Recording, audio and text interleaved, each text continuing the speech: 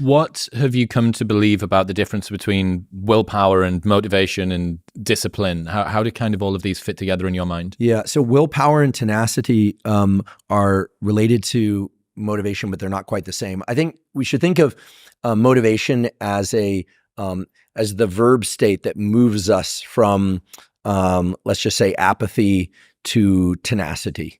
Okay, so it's the verb function that moves us along that continuum. Apathy at one end, tenacity and willpower, strong exertion of willpower at the other end. One of the most interesting structures in the entire nervous system is one that gets very little coverage, unfortunately.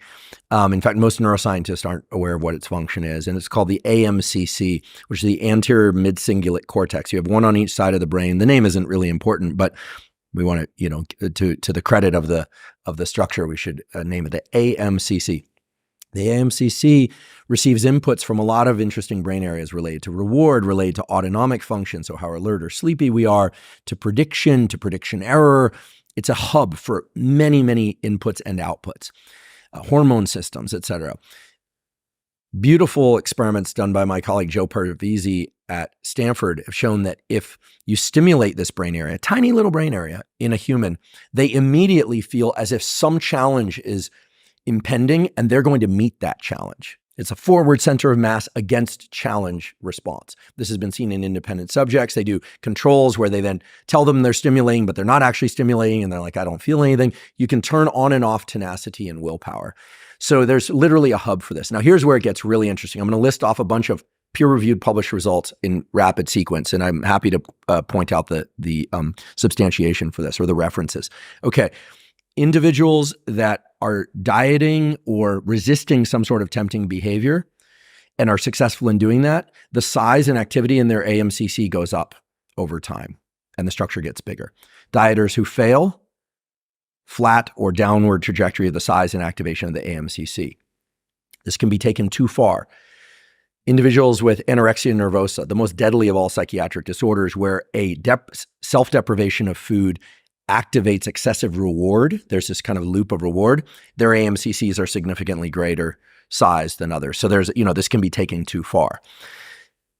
Super agers, which is a bit of a misnomer, because these individuals are people who maintain healthy cognitive function similar to people in their 20s and 30s into their 70s, 80s, and 90s. Their AMCC maintains or increases in size into their later years.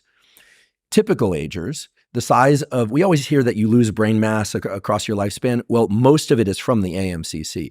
And beautifully, and this is two of my favorite results that really bring this around to a protocol or a takeaway, if people are given an easy task, the AMCC isn't activated. If they're given a hard task, in particular a hard task, physical or cognitive, that they really don't want to do, the AMCC levels of activity go through the roof. And here's what's really cool.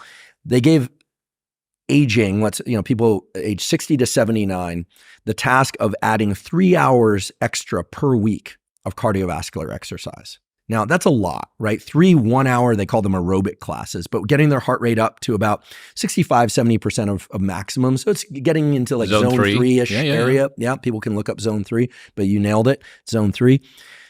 The size of their AMCC increased across that 6-month protocol and offset the normal age-related decline in this brain area in terms of its size. The theory that's starting to emerge is that the AMCC isn't just about tenacity and willpower to push through hard things, that it may actually be related to one's will to live, one's will to continue living. And I think these are some of the most important results. By the way, I didn't participate in any of the research that I just described. I spent a lot of time with that literature, but I think it's so important. I mean, we hear about the amygdala, the hippocampus, the prefrontal cortex, all of very important brain structures. But if nothing else, hopefully this conversation will put the AMCC on the map. The one that literally could create your will to live is the one that's been overlooked a little bit. And it can be. And what's interesting about this structure is that it's involved in generating tenacity and willpower for all things, not just for one situation. And what's really wonderful, I think, about the research literature on this is it's so clear what we need to do. We need to do things. Let's say, like me, you're a person who enjoys weightlifting and you love running. I love those two activities.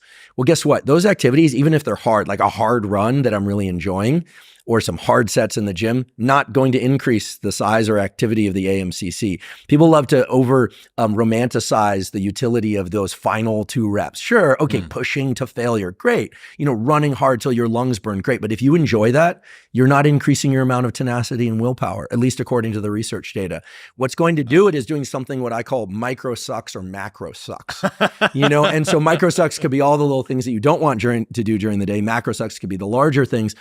But of course, you don't want to do things that are going to damage you psychologically or physically. Of course.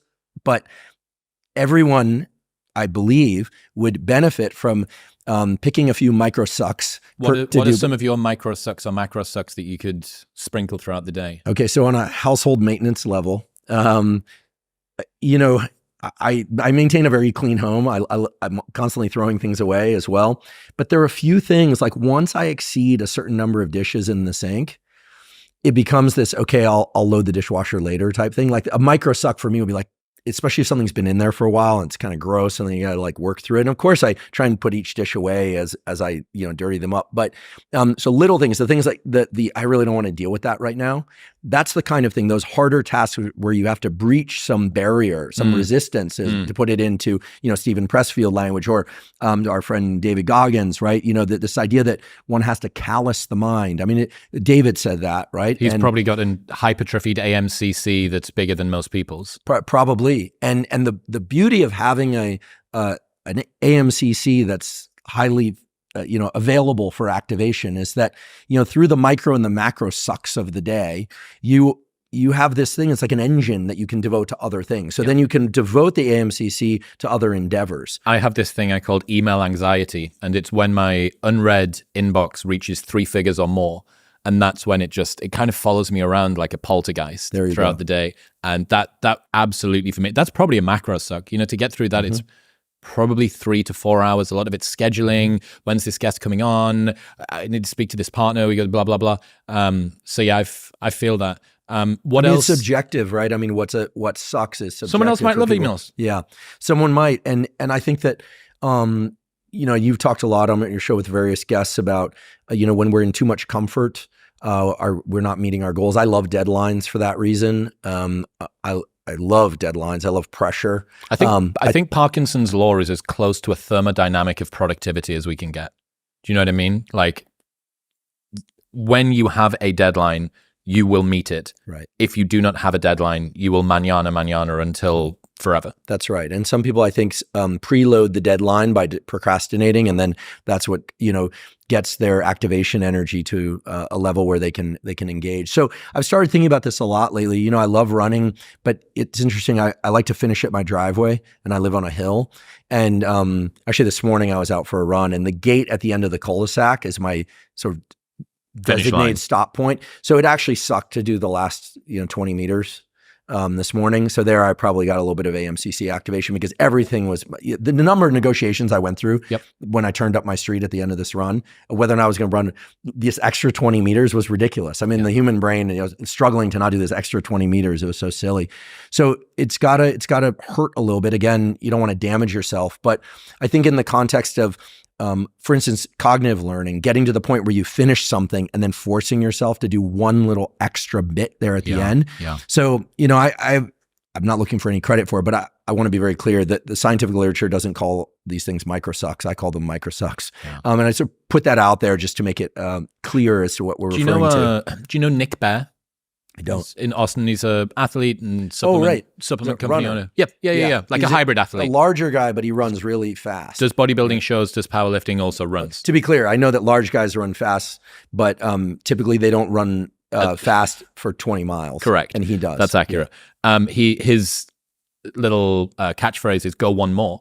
And it's interesting what you're saying here is it's not just about the completion of the thing that you're doing, because a lot of the time, the thing that you choose to do, even the thing that's difficult, is done under your own volition. Mm-hmm. Don't get me wrong. If you do a difficult CrossFit workout, Fran, whatever, 21-15-9 of thrusters and pull-ups, it is awful. It's hell, right? There's literally a name for what your throat feels like once you finish called Fran cough that people get from having taken their heart rate as high as spasming of that taste of metal in the back of your throat.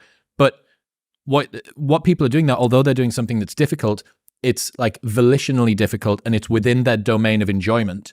And what you're saying here is that we're looking to just push ourselves a little bit past that. It's like an unnecessary amount of challenge. And I think that go one more makes quite a nice reminder for us with the micro suck or the macro suck. Let's push ourselves just a little bit beyond where we would have got our sense of satisfaction, because presumably you get the dopamine, I've completed the task, fuck yeah. And then it's like, and then I do just that tiny little bit more to bring.